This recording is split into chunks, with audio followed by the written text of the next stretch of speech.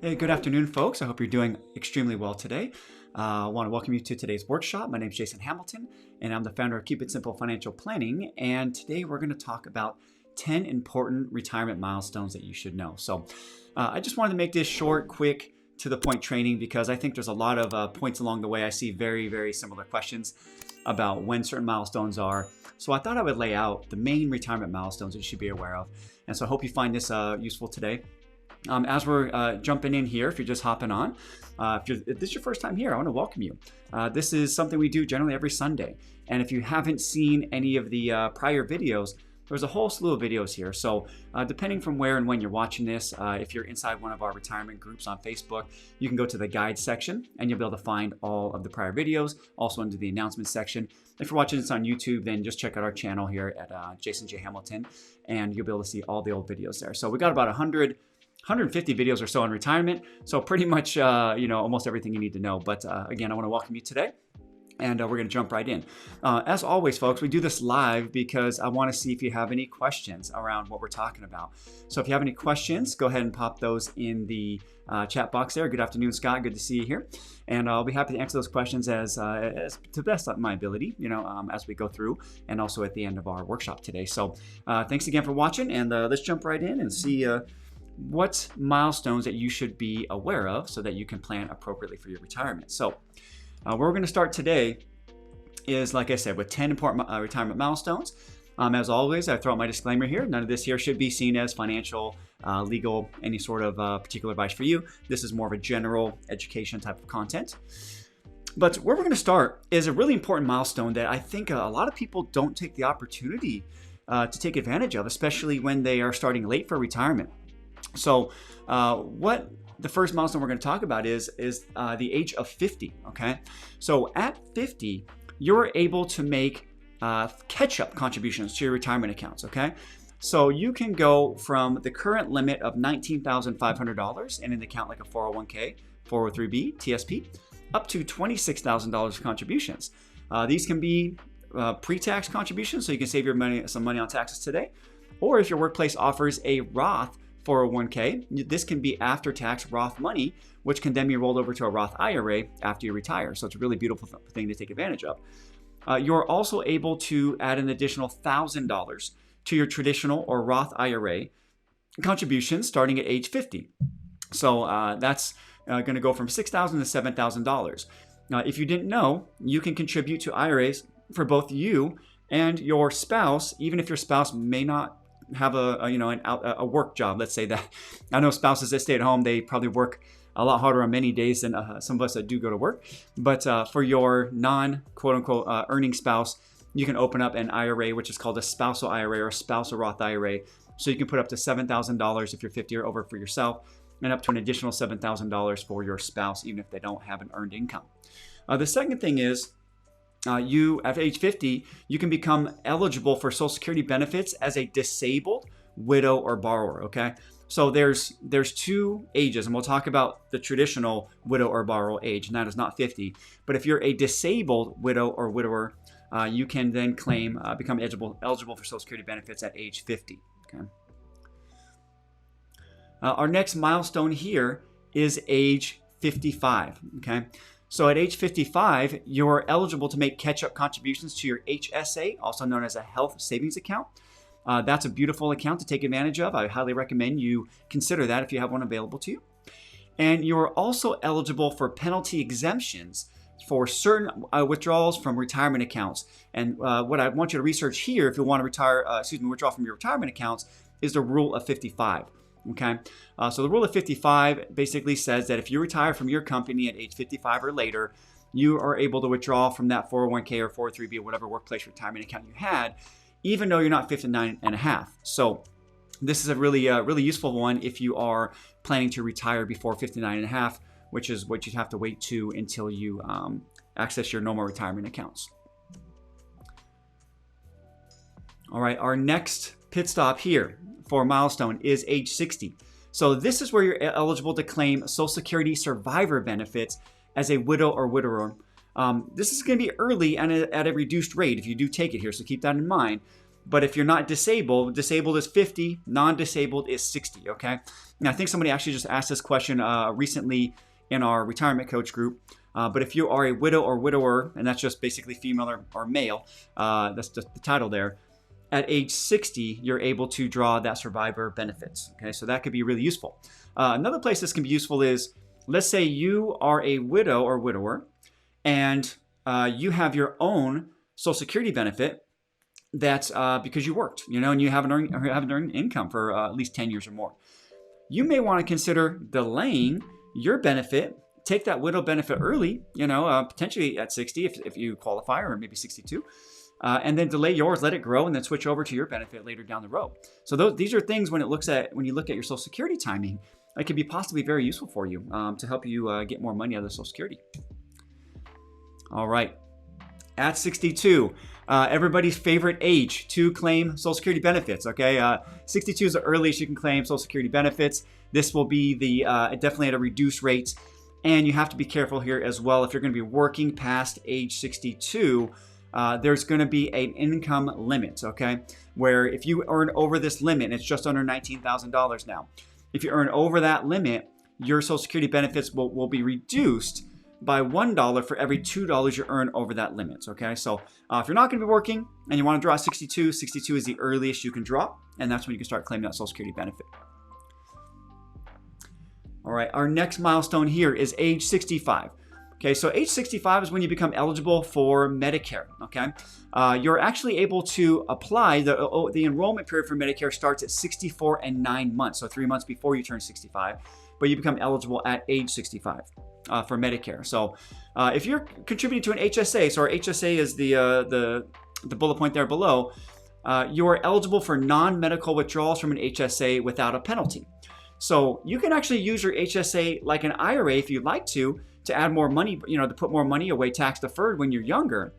And at 65 or later, you can take it out like an IRA, and yes, you will pay tax at that point, but there's no penalty. You can always take money out for eligible medical expenses from an HSA at any time, but this is a special period where after age 65, you can actually take money out of there and just pay tax, not necessarily the penalty. But remember, once you sign up for Medicare, you can no longer contribute to your HSA. Okay, so that ability goes away once you turn 65. Once you turn on Medicare, you cannot no longer contribute to your HSA.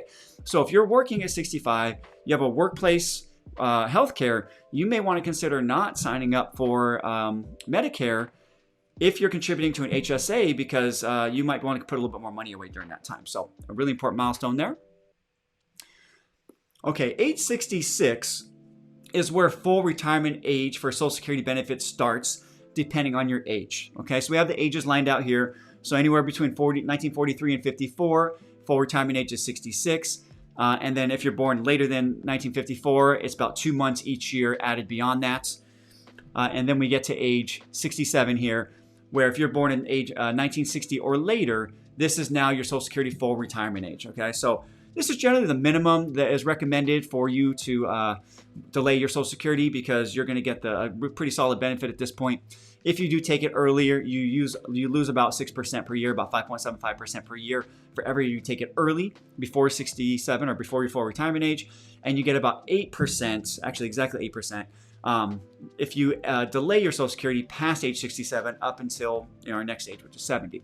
So you also have to remember that by delaying until this age or possibly later, you not only get your 5.75% before 67 and 8% after, you also get a cost of living adjustment on top of that. So that could be quite a bit more than you're planning on if you're just using a simple spreadsheet trying to figure out when you should take your Social Security. All right, our next pit stop here is age 70. So age 70 is the year that you reach your maximum Social Security benefit, okay? So there's really no financial benefit to delaying Social Security beyond 70. So 70 is the latest you want to claim it. And that is really the most you're going to get. So 70 is that big milestone there. Okay, 70 and a half. 70 and a half is where you're eligible to make what are called qualified charitable distributions, okay? So what that means is you can make a distribution from an account, let's say like your IRA, directly to a qualified charity, 501c3 generally, and you can take the money from your account, pre-tax and give it to a qualified charity, and they'll receive the full amount. Versus if you were to just take money out of your normal paycheck, you would pay tax on that money first before you received it to your account. And if you gave that to a charity, that would be an after-tax contribution. So this can be a very powerful gifting strategy if you are somebody who is generous and would like to be giving money away. And this is also a way to help with your required minimum distributions. You can give directly from your IRAs potentially, and have your RMD not become taxable at that point. So it's a very powerful strategy, and it does start at age 70 and a half. All right, and our final pit stop today is age 72, okay, for retirement. This age is so important, okay? At age 72, you must start taking distributions from your retirement accounts. So all retirement accounts besides Roth IRAs are going to require distributions. So traditional 401ks, even Roth 401ks require distributions at 72. Traditional IRAs require distributions at age 72. But Roth IRAs do not. Okay, so at age 72, you have to start taking these out. If you do not, it is a severe penalty. The IRS will penalize you 50% of the amount that you are supposed to be distributing if you do not start taking your RMDs within this age. So that's the age if you turn age 72 or later. If you already turned age 70 and a half before 2020, it was 70 and a half. But the updated age since the Secure Act is now age 72. So those are our 10 important dates that we need to be considering for retirement. So let's jump over here and see what questions you have and see what we got here. So let's see here. So Mary, does a widow or widower collect the dead spouse's full benefit, including the interest at age 70? So I'm assuming if you mean delaying, Mary, on this one. If you delay collecting until that age, do you receive the full benefit? So if you delay, you're going to get whatever benefit you were owed, at that point. So if you want to delay all the way till 70, but if you have your own benefit, then you may want to just think about collecting, one early and one later, just depending on what makes the most sense financially. So hopefully that helps you out there, Mary. All right. Let's see what we got here. What if you do and money in HSA? Can you maybe rephrase this question? I want to make sure I get this right. Not married. Do you put beneficiaries on account? How do they get it out, etc.? So I'm guessing you put, what if you put your money in an HSA and you're not married? Would you put beneficiaries on the account? Yes. So that's a simple question there. Any accounts that are like savings accounts, retirement accounts, investment accounts, they will allow you to put a beneficiary, and I 100% recommend you put some sort of beneficiary, even if it's your estate. But you always want to put a beneficiary on the account. You do not want to have accounts go through probate and let the court decide. So how do they get it out? Essentially, they would follow the rules of whatever type of account it was when they inherited that account. So pretty straightforward question, but good question. Let's see what else we got here. All right, so in the first question, what if you took it out of rollover 401k versus my last 401k at employer? So I feel like I'm missing something here. Let me go back here. I think there's two questions from this person. Let's see here. Let's add this to the broadcast here. There we go. Okay.